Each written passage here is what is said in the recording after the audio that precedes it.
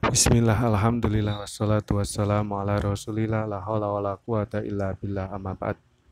Qala al-musannifu rahimahullahu ta'ala nafanallahu bihi wa bi'ulumihi fittaraini amin ya rabbal alamin. Melanjutkan yaitu tentang al-ayanul tahirah atau benda-benda yang suci. Wa minha la khamru idza sarat khallan ala tafsilin alal madahib. Termasuk benda yang suci yaitu arak ketika menjadi cuka. Ini ada perbedaan mazhab. Al-Malikiyah qalu inal khamra tadhuru idza sarat khalan aw tahajjarat.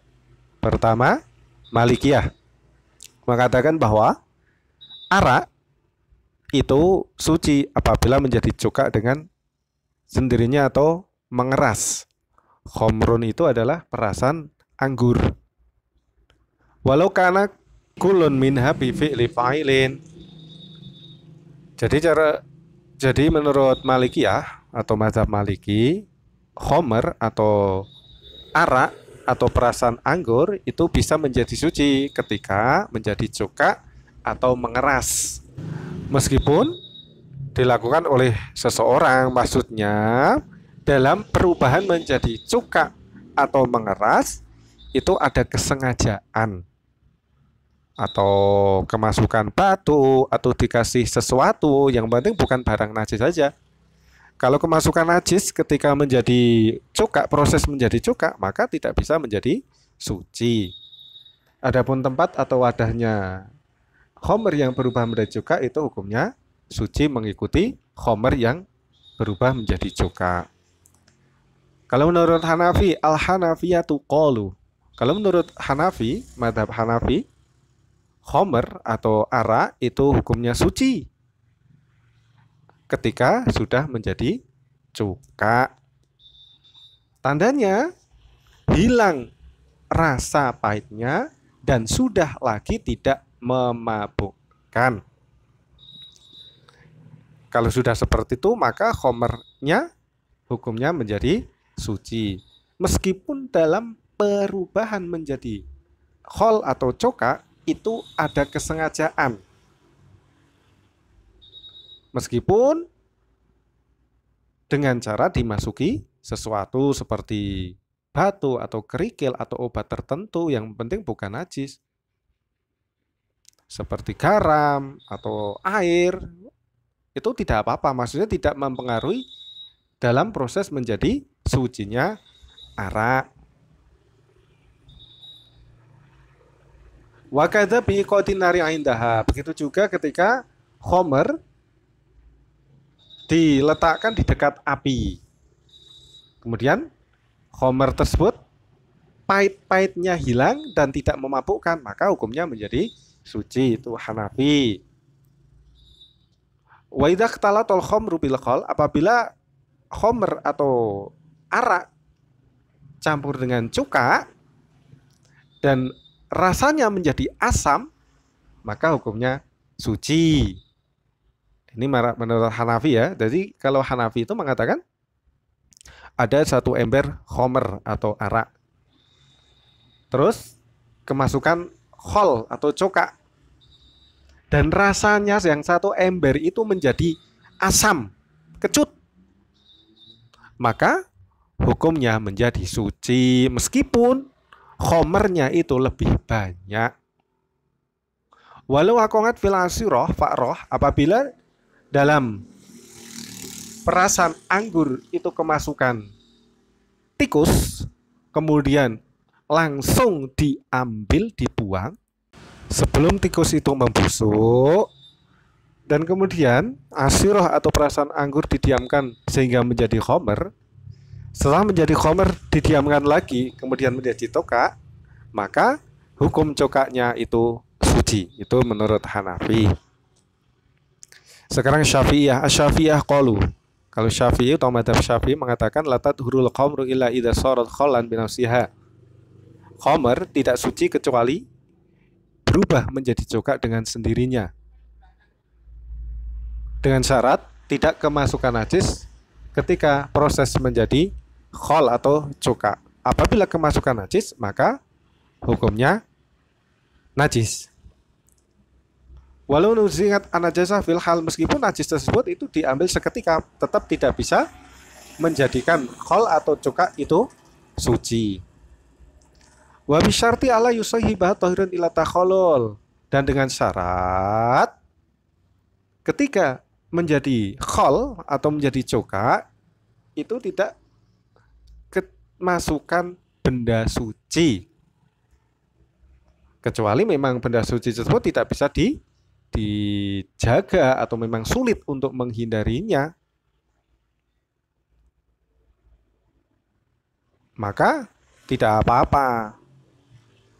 Seperti apa itu, rontokan-rontokan anggur atau debu sedikit itu tidak mempengaruhi nanti dalam menjadi coka dalam kesuciannya.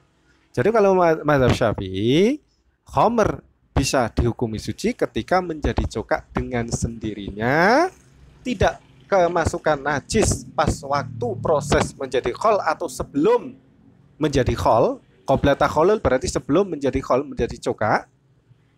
Ketika kita contohkan yang tadi, yang mazhab Hanafi, ada asirah atau perasaan anggur kemasukan tikus kemudian langsung diangkat sebelum membusuk, itu nanti kan ketika menjadi coklatnya kan suci. Tapi kalau Syafi'i nggak boleh, sebelum takholul, sebelum proses menjadi coklat tetap tidak boleh kemasukan najis. Dan ketika proses khol tidak boleh kemasukan tohir atau benda yang suci kecuali memang sulit untuk menjaganya. Itu syarat dari Syafi'iyah. Jadi kalau Syafi'iyah syaratnya ada 3. Yang pertama, harus dengan sendirinya. Kalau disengaja tidak boleh.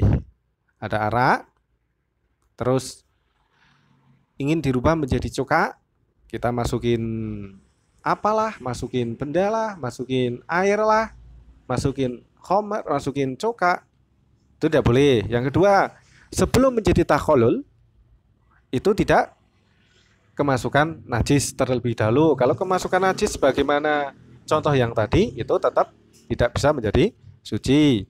Yang ketiga, tidak bersamaan atau tidak kemasukan barang yang suci ketika pas waktu proses menjadi arak, itu juga tidak diperbolehkan. Seperti ketika ingin membuat cokak dari arak, punya 1 botol, terus kita taruh di bawah meja, setelah selesai menjadi cokak ternyata di dalamnya ada kerikil, ada benda suci, itu tetap hukum cokak tidak suci, yaitu menjadi najis. Kecuali benda tersebut memang sulit untuk dijaganya atau untuk menghindarinya, seperti cuman debu sedikit atau rontokan-rontokan anggur, maka tidak apa-apa.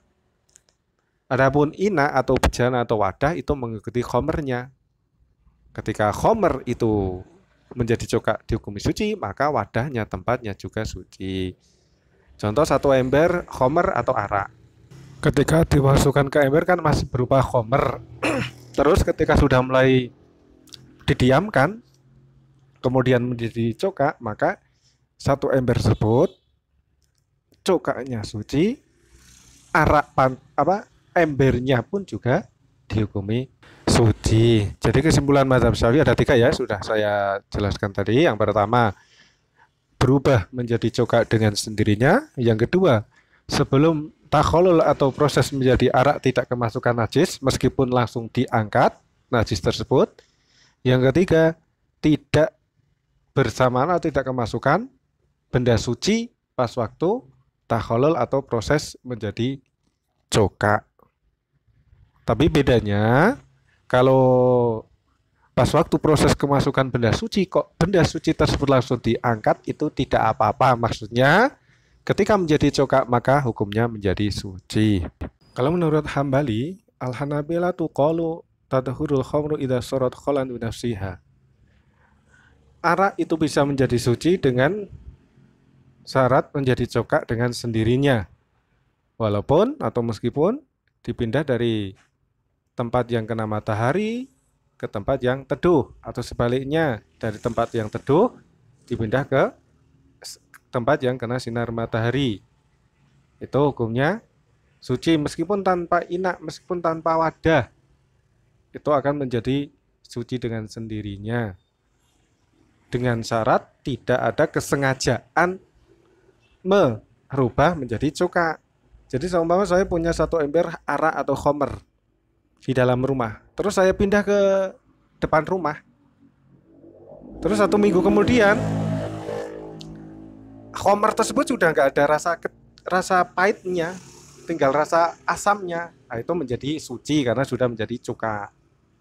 Tapi ketika pas waktu pindah kok ada niatan untuk merubah menjadi cuka, lah ini hukumnya tetap najis. Jadi ada satu ember di dalam rumah, terus saya pindah ke depan rumah dengan hati sengaja, saya pindah ke depan semoga menjadi cuka, supaya menjadi cuka itu nanti komennya tidak menjadi suci, bahkan tetap najis. Adapun bejana atau tempatnya itu mengikuti, jadi semua sama. Ketika khamr sudah menjadi suci, maka bejana atau tempatnya khamr tersebut menjadi suci. Jadi kesimpulannya, wahasilu hadza, kesimpulannya, kalau Malikiyah dan Hanafiyah sepakat bahwa ketika khamr menjadi cuka, baik dengan sendirinya atau disengaja, tetap hukumnya suci. Adapun ketika sebelum menjadi cuka kemasukan najis, ini kedua imam yaitu Hanafi dan Maliki itu berbeda pendapat sebelum takholul seperti contoh yang tadi. Ketika najis tersebut diangkat seketika, maka cukanya hukumnya suci. Itu menurut Hanafi. Kalau menurut Maliki tetap tidak bisa menjadi cuka, maksudnya tetap hukumnya najis. Jadi seumpama ada perasan anggur 1 ember, kemasukan tikus. Tikus langsung dibuang sebelum hancur. Itu kalau menurut Hanafi nanti ketika menjadi cuka maka suci. Kalau menurut Maliki tetap hukumnya tidak suci, yaitu najis. Kalau menurut Syafi'i Hambali, khamr menjadi cuka dengan sendirinya itu hukumnya suci. Tapi kalau disengaja, maka hukumnya tetap najis, tidak merubah. Jadi dalam perbedaan di sini antara Syafi'i dan Hambali, yaitu harus dengan tanpa ada kesengajaan. Tapi kalau Maliki, Hanafi, baik kesengajaan atau tidak sama, tetap bisa menjadi suci. Terus yang kedua, ketika kemasukan najis. Ketika kemasukan najis, maka sama, tetap tidak menjadi suci. Ketika proses berubah menjadi cuka, kok kemasukan najis itu tidak menjadikan suci. Bahkan Syafi'i sendiri tadi diterangkan di depan, kemasukan benda suci itu bisa mempengaruhi kesuciannya cuka nanti, kecuali kemasukan benda suci langsung diangkat, itu tidak apa-apa, itu Syafi'i. Yang dimaksud khamr di sini adalah khamr secara lugat yaitu perasan anggur. Kalau khamr secara istilah yaitu setiap segala sesuatu yang memabukkan itu khamr, maka tidak bisa. Contoh sekarang ada minum-minuman keras, itu kan masuk dalam khamr atau arak. Itu tidak bisa dikatakan suci, meskipun didiamkan pun tidak bisa merubah sifat atau status hukumnya suci, tidak, tetap najis. Itu yang dimaksud khamr di sini adalah khamr perasan anggur. Sekian, semoga bermanfaat. Wassalamualaikum warahmatullahi wabarakatuh.